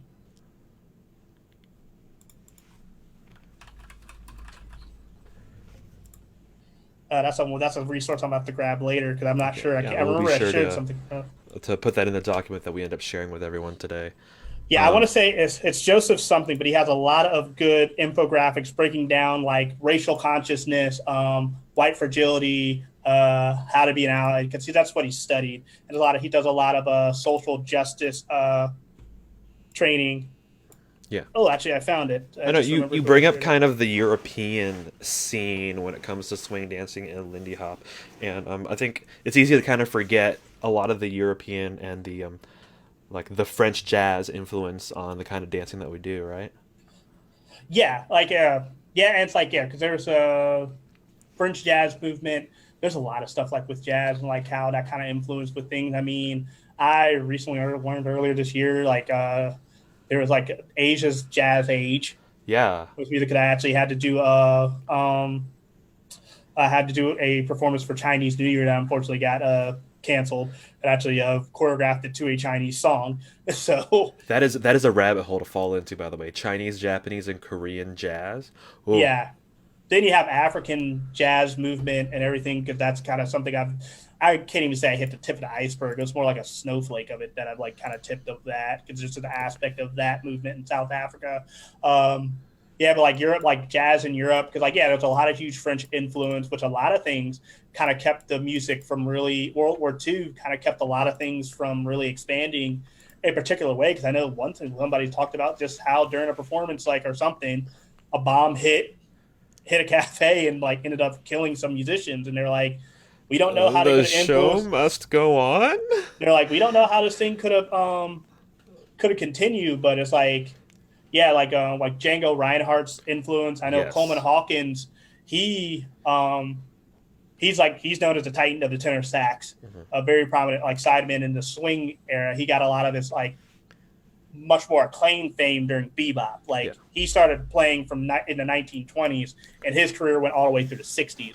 But he had a big aspect of his career was swing, and kind of like that period of time where bebop, you kind of see the bebop Hmm. influences kind of being born in swing music. He went and did a lot of recordings in France, and there's a couple of artists who did things like that, who like toured France and Europe, and so there was an influence with jazz music from there, like which it's a rabbit hole I haven't jumped down yet because I've been so focused kind of on like cultural aesthetics and things like that. I haven't really got into like music, There's a things like lot of that. good recordings of old concerts that are jazz festivals, just straight up in Korea, straight up in Japan. That's a good rabbit hole to fall into. Um, and Shelby, I know that you're doing a couple of, you've spoken a couple times overseas at the UK. I think was it with the scene that had brought you on virtually. Yes, it was a club stomp in Uh-huh. London, England, who they had me do like uh, a talk. It was like the rise of African American social dance, and mostly what I only covered was how the dance is all traced back to slave plantations, kind of with that same root. Yeah. Yeah, I know that a lot of kind of most of the questions coming in are things kind of related to how can we as, instructors of a very whitewashed dance, right? That kind of with the way that it's portrayed in media, it's a very white dance. How can we um, keep the spirit and the cultural knowledge of Lindy Hop alive? Um, I look at teaching as storytelling. Okay. Um, so so probably like my favorite example is mostly like it's my best example. That's probably like my most rehearsed. As I rehearse the thing is like when I teach the shim sham, I teach the toba or the full break first because that's the move that repeats most of the time. Hmm. Toba stands for Theaters Owners Booking Association. This was Black Vaudeville. This was put together so then black artists had a place to perform and develop their acts because they weren't allowed on white vaudeville stages. The version of this break I am going to teach you is was very popular in the 1930s. There's two variations in clips that I've seen, one in 1935 and a performance of Living in a Great Big Way by Bilbo Jangles Robinson and Jenny Lagon. But the one we're going to mostly focus on comes from the Nicholas Brothers in an old variety show we believe was 1936. Okay. And so That was if I kind really of beautiful. As if I as an instructor, I'm sitting here going, "Oh wow, Shelby, tell me more." and if I really wanted to get into that, like showing the connection, like Bilbo Jangles Robinson was huge to music because in vaudeville they had what was called the two Negro rule. Yeah. So really, right reasons like you have like duos or trios Hmm. is because like from what Norma Miller said, if you were a comedy act, You can be you would solo. have to you would you weren't allowed to address a white audience. Yeah. So, like for a You have comedy to. act, they had the other person so they could interact with each other and then move the story along. So, after a time, Bill Robinson he performed with another dancer. The name is escaping me. I did not commit it to memory. But when he invented the stair dance, which he debuted in 1950, he did it 1915. I think that's the year. I may not have that down, but it was for a performance for troops. I think regarding World War I, maybe. Hmm. And so when he invented the stair dance, that's when they realized because he already had established himself as being a good act in two, but then they allowed him to do the stair dance solo, and that changed the face of like pretty much vaudeville. He did wear blackface for a period of time when he was in the duo, but once he started performing solo, he performed on his own. Yeah. So by me originally Bill Robinson, that allows me to put that factoid, because I always try to talk about how racism impacted jazz dance, Yeah. like in my classes, but also with the aspect of Toba. Like the Nicholas brothers never performed on that circuit. That circuit, by the time they were performing, that circuit already died out. But Fayard watched Bilbo Jingles Robinson when he was at what's the theater in Philadelphia? I'm like bringing it up. This Well, it's like this is a fact because I like trying to like his parents, Viola and Ulysses, they were in a band called the Nicholas Contingent, and they were the house band for the Standard Theater in Philadelphia, Pennsylvania, which was the biggest space for black entertainment at that time. They were not on the Toba circuit, but they hosted great acts like Leonard Reed, people who were on Toba, Alice Whitman, who was also on vaudeville, and Bilbo Jingles Robinson. So this step was a common step that was done on that circuit, which I got. That source is Chester Whitmore in Alphabetical Solo Jazz Part 3. Yeah. So by me, that one step, I can go so many directions historically. Right. And just kind of having all that knowledge of what you're doing and the historical connections between every single step. That's how you can weave that story into what you're teaching. Yeah, it's just in me. I try to base things, have some semblance of history, like because even if I'm teaching where I live my classes, classic classes, historical classes, like where it's like usually like a classic step or something like that, or something straight alpha film clip that I saw, and I talk about the subject of it and everything.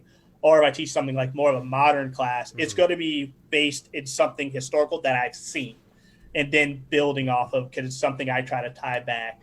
But the biggest thing I think instructors can do is really familiarize themselves with the aesthetics and values, which there's so much research, like Stepping on the Blues. They have it. I wrote shout outs to Hot Jams in Atlanta, Georgia. They asked me to write for the Black History Month for their newsletter, an article, and I wrote it on the aesthetic of cool. So I kind of go into what that is based off the list provided of aesthetic values Jackie Malone puts in Stepping on the Blues. But there's so many academic studies that talk about those things and talk about how those values kind of really differ from mainstream European values. So we can kind of like teach and encourage those things, because they are very broad things. There's a lot of directions you can take those values. It still produce a lot of and still not produce clones and not produce a codified product.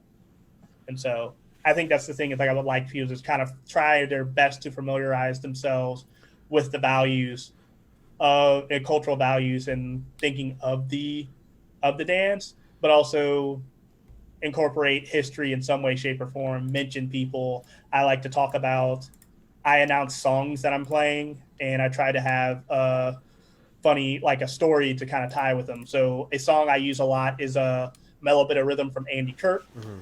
Fun fact, I usually lead off, I'm like, I'm about to play. I was like, fun fact about this next song. Did you know Cab Calloway had a sister? Her name was Blanche Calloway. He was the reason why he became a band leader. Before Blanche Calloway had her band, Blanche Calloway and her Playboys, she was in a band with Andy Kirk, and they actually had a dispute of her trying to be able to front person for the band, and that's what led her to having her own band. So this song, that story with Andy Kirk, we're going to play a Mellow Bit of Rhythm. Now I can tell that story and actually play now a song from Blanche Calloway, because now I have her music in my library. Or if I like a lot, I love Lionel Hampton, so I'm like, the song is Till Town Special by Lionel Hampton. He was kind of a jerk. Reason, if you read in Frankie Manning's biography, there was a time where Whitey's Lindy Hoppers was touring with Lionel Hampton, and they were trying to rehearse their piece. Lionel Hampton plays the music too fast. So after rehearsal, Frankie tells him, it's like, hey, man, you played it too fast. he essentially shrugs them off and says he didn't care. Yeah. So each time they performed with him, he played the song at a different speed. And it was a very horrible experience. And it broke my heart because I love Lionel's music, yeah. but he was kind of a dick. Yeah. And so that's, and me, it's just like just learning facts and like just trying to present them in compelling ways to the students. Because I think students, the people who, more people enjoy, I think more people enjoy that than I think people would. But also at the same time, it's like, if people don't value it and they leave and they don't come back to dances, that's fine. Like, you're not a fit for the community. But the people who will grab on and latch on to it, those are the kind of people we want to stick around. Because I've had a lot of people come up and ask me about music. I have a lot of people come up and ask me like, oh, I never knew that before. And it's like, you'll have the people who will show up. So it's kind of like a field of dreams. If you build it, they will come. Yeah. If you tell the stories in the right ways. Yeah. Yeah. I know we talk about that all the time is how do you find your voice as an instructor when it comes to teaching the technique? But definitely we have not talked about how do you find your voice as a historian, like as a storyteller, because we're not just teaching anymore. Now we're professing. I look at as instructors, we are keepers of the stories. Mm-hmm. So that's what is very it's very vital to me looking for that point, and that's what really moved me about being around Norma. Uh-huh. Was her stories, and she took a lot of pride in this dance. Her and Frankie, like, and Norma's like, we were the best. No one could do it like us. And like, she was proud of what she made, and she wants to see it go on. She wanted to see it go on, and like, well, still, like, long live the queen. Like, I don't like saying rest in peace and like long live the queen because her spirit lives on, but in us. And like, I think when you're around people like that, or you're around a Chester Whitmore who he'll constantly talk about. I think there was a comment random like asked him about something about somebody. I think I asked him about Charlie Atkins. He's like, yeah, I was in a rehearsal with him once and this, that, and the other, like at lunch. And I'm just like, go on. And he mentioned about 3 other. He was like, I was in a routine with him and da da da da. I'm like, hold on, I just silently open up a notes document and start writing down names.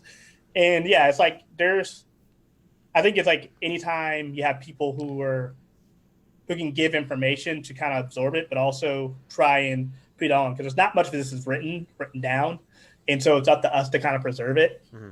Because like, this country already shown that it doesn't value Black history or Black art forms, and that's what we need to remember.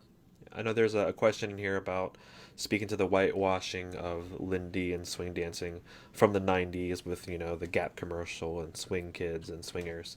And for a lot of people, that's their introduction to swing dancing, right? They see these videos of people dancing, and they show up to a dance. Yeah. That's just the nature of the beast.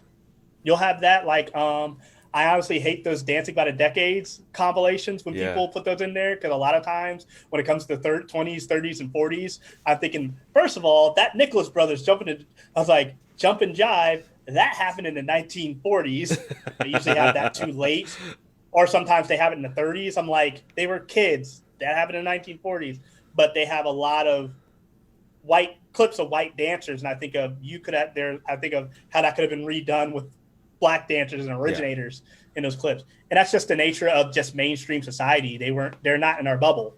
So of course that's what their exposure is going to be to it. And once again, like, when you show the history of it and the Blackness of it, you'll have the people who are like, oh, that's even better. Yeah. And then you'll have the people who don't care. They just want to dance in the music school. Then you have the people who probably take a problem with it, and like, if they don't like it, like me, it'll probably take them time, and they'll probably never really care about it, or they'll leave. I guess I am kind of envious about those people who are first discovering the great dancers. Just kind of reliving that moment of eureka, but at the same time, just having the context for what's happening. Yeah. Yeah, because me, it was kind of when I'm getting conversations with people in Lindy Hoppers about music. I listened to I listened to Duke Ellington and Count Basie when I was much younger. Sugar Rum Cherry was one of my favorite songs as a 10-year-old. It's one of the favorite pieces that I've ever heard as a it don't mean a swing thing if you don't got that swing. It's like Yeah. it was a big thing that I knew of, and so me just kind of being able to expand into like Chick Webb's, the Teddy Wilsons, the Fletcher Hendersons, are going more into the 50s, giving shout outs to those pieces like Wyoming Harris and things like just to name a few. It's like it's just been me being able to dive deeper into something I've always loved. But most people, swing dancing was their first exposure to those black artists. And when we talked about DJ sets, you were like, yeah, 99% classics, 1% new. Yeah, that's probably being generous. Like everybody in Dallas knows like there's times where shout out to Jerry and Kathy Work, they run Sons of Herman Hall in Dallas, Texas, which is our like probably our biggest venue. Jerry calls it the Swing Palace of Dallas. They've given me many opportunities to teach there, many opportunities, and when they go on vacation, they allow me to DJ in the ballroom, and people know it's all black artists. It's DJ Wakanda. Yeah. I have my little T'Challa Build-A-Bear on stage with me, a Black Panther. So I like to try and play a lot of classics. I like to try and play a predominantly black artists and black band leaders. I cheat and I can still do this and go modern. Like I do play when I do play modern, I do play like probably a Waller Creek Vipers led by Victor Salina. Josh Colazzo, Candy Jacket Jazz Band is a fan of Joe Smith and the Spicy Pickles. I slip in, but Nirav Sangani and the Pacific Six. There you go. Nirav being a person of color, I can count on him and still keep the streak going. Like still alive and playing modern music. Their band's freaking great. They're on Bandcamp. But I recommend all the modern bands that I recommended. But like Nirav and Victor are two non-black people of color who are band leaders in the modern scene who are producing great music. Yeah. So like, it's fun. Like now that I'm starting to expand my library, I can still kind of keep it all black and POC and still play some more modern stuff. Because I know, could I try and do that? Because there are like a lot of my scene does a good job of promoting modern bands, but I don't want to have like where every DJ is predominantly playing modern bands. I want people to hear the classics. Yeah. So, do you have a couple of shout outs for less too seldom played classic artists? I know you mentioned. Did you mention Lil Hard and Armstrong yet?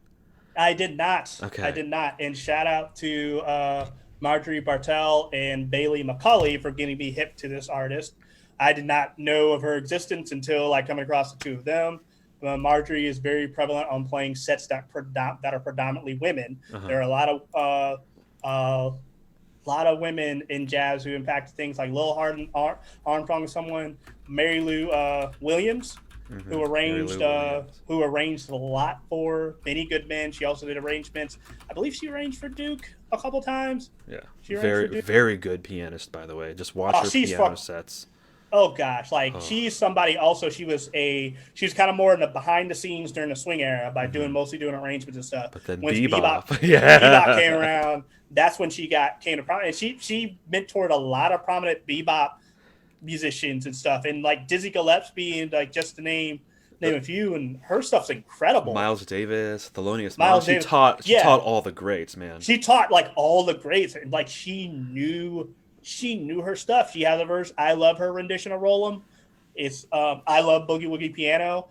The song's probably not good to dance to, but if you want to like just like pass some time and kind of like have something to bop your head to, I love Mary Lou Williams' rendition of Roll'em. And there's just a lot of black women who are kind of forgotten in the It's scene. crazy. Blanche Calloway. If you go to Pittsburgh Courier, it was the most distributed black newspaper in the United States. It came around about the mid-teens or the early 20s. I have an article about it, and I can't remember the dates. I do write about this, but they kind of ranked her like in the early 20s, like Blanche Calloway and her Playboys, Hmm. they were regarded as one of the top tier bands. And Just a Crazy Song is she got Just a Crazy Song, I believe is what it is, her most famous tune.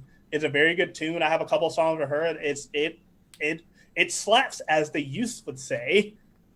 Like, she had really good music, but literally, I think it was she got pulled over in Mississippi, and then got jailed because she had a really nice car. Yeah.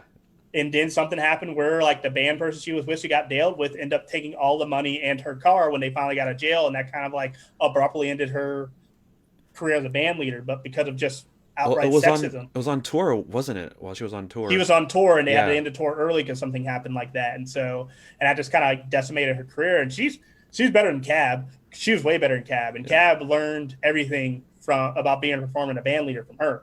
Hmm. So it's like She's Cab Calloway's older sister, by the older way. sister. Yeah. Yeah, So Cab. she raised little Cab. Yeah, she was the reason why Cab became a band leader, and like everything he knew from he learned from her. So Yeah. You mentioned Lil Hart Armstrong. She's also the sister of Louis Armstrong. they were married. That was one Married. of his Oh, second wife. I was wrong. Yeah. Yeah, but a lot of these really good artists can get forgotten. Appreciate the call outs. Any modern bands you want to call out today too? Uh, Modern bands, I gotta like shout out my boy Narav Sangani and Pacific Six. They unfortunately only have one album out right now. They are working on a second album. I'll just tell you this, and I'm probably gonna tell him that he's listening. If like Narav, you're listening, I'm telling the world your rendition of "Jumping at the Woodside," one of my favorites.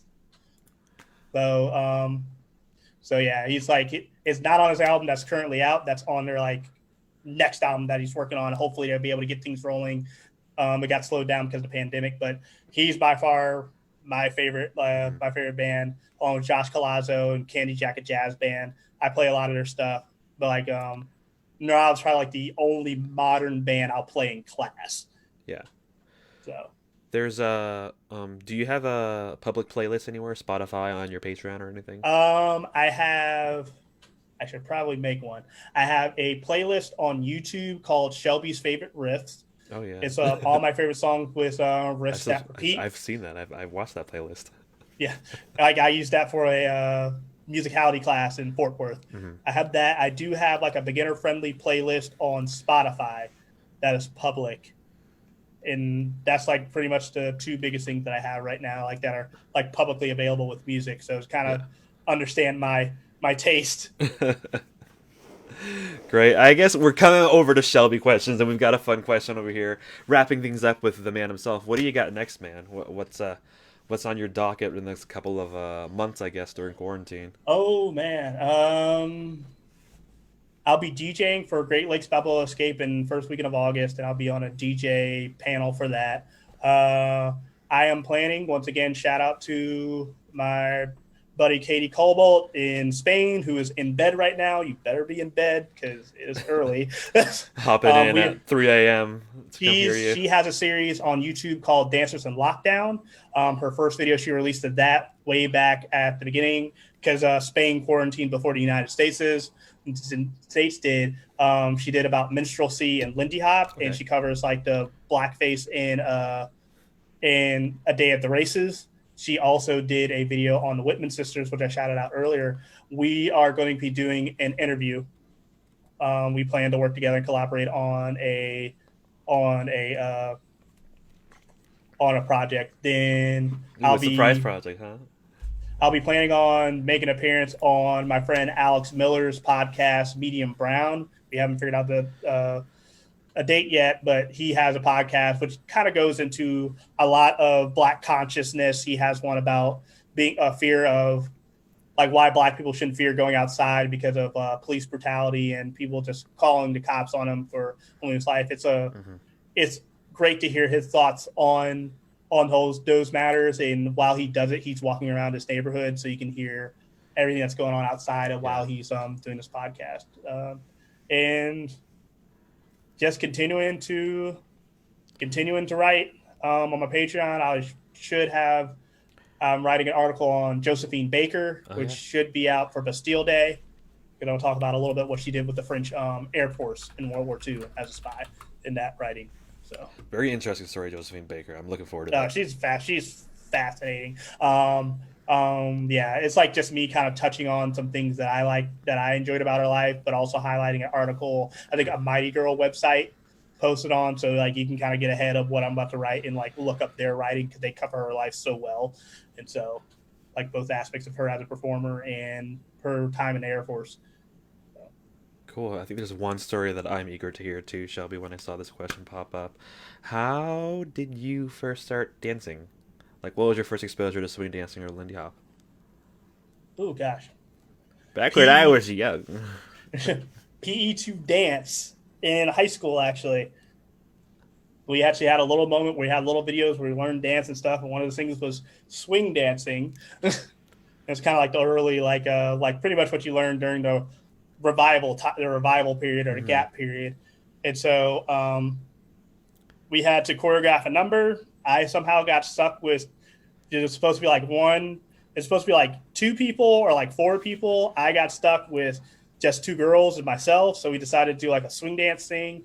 And we did a performance to Hey Ya by Andre 3000. Oh. And so somebody choreograph a swing dance routine in honor of Shelby to Hey Ya. So, but that was high school. But then I ended up finding the Swing Nights Swing Dance Club in grad school in 2011, February 2011, with their Valentine's Day dance, and I've been hooked ever since. Yeah, great story, man. Hey, thanks for coming on. We've got just a couple minutes left. Quick shout out about our current goal. Drum roll, please, Shelby. We have raised $1,060 for Woo! Color of Change. Thank you, everyone who showed up. Thank you, everyone, for sharing. You've made this way better than I could ever have imagined. Yeah, we're like, oh, this is so many people are cards on the table. Sarah and I had a tentative, like yesterday. We were talking, what should our price be on this goal? We said maybe $200 if we're lucky. Well, blew that out of the water. Yeah, thank you for being here, Shelby. Oh, thank y'all for having me. I'm really glad we were able to make this happen and be able to do it. And I'm stoked that like so many people tuned in. I'm like, oh, let's go Yeah, okay, we've got quick fire round here for Shelby on some of these answers and questions. Shelby, what's your favorite like dance move to do, or whenever you're just chilling by yourself, no partner? I've been on a fall off the log kick lately. Yeah, I get it. Fall off the log kick. I think it's partially because I can only move sideways about 4 feet. I have a little dance board because I have carpet in my apartment. People probably seen the dance board if they see me dance on Instagram. All right. If one song you want to dance to right now, which song? One song we'll dance to now. I don't know, Mellow Bit of Rhythm, I guess. Oh, great one. All right. What's one other like genre of dance you think everyone should get a taste of in addition to swing? Oh, all the black ones. All the black ones. You mentioned Lizzo like 4 times today. Yeah. Shout out to Kenneth Ship for putting on the Juneteenth weekend party. I got to DJ on that, so I got to DJ. Like I have a playlist. I do have a group of dance classes with Shelby where I posted all that I DJ'd, and so it's just getting to hear kazumba and kazumba music and zouk, and I got to play like a lot of funk stuff. So yeah, a lot of stuff with that and hip hop. I danced hip hop before anything. So I mean, there's so much like the other day when you and I were talking, we talked so much about kazumba, and we didn't have any time for that today. So if I had to choose one other dance for everyone to learn, go learn kazumba. Yeah. Yeah. Man, thank you everyone for being here. We've seen so many thanks. Thank you, Shelby, for being here. Shelby, any final thoughts or messages you want to get out to all of our viewers and participants before we wrap up? Support Black media, support Black voices. In short, don't let your white friends call your Black friends thugs. Like, shut that down.